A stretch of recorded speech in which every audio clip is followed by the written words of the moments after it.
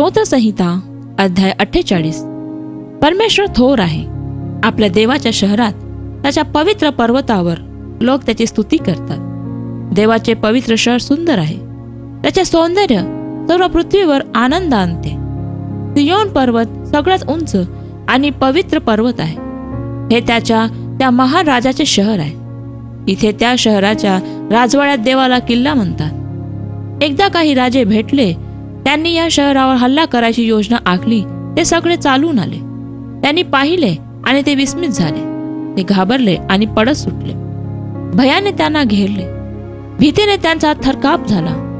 देवा, तू पूर्वेकडच्या जोरदार वाऱ्यांचा उपयोग केलास आणि त्यांची मोठी जहाजे मोडलीस.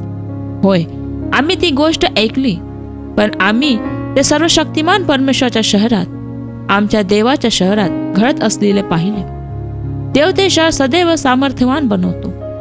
देवा, आम्ही तुझ्या मंदिरात तुझ्या प्रेमळ दयेचा लक्षपूर्वक विचार करतो.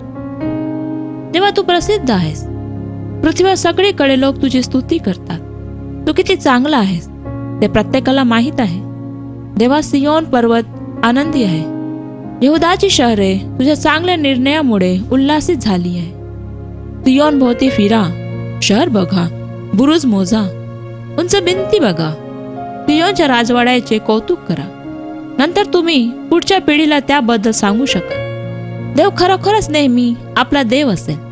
तो आपल्याला सदैव मार्गदर्शन करेल. आमेन.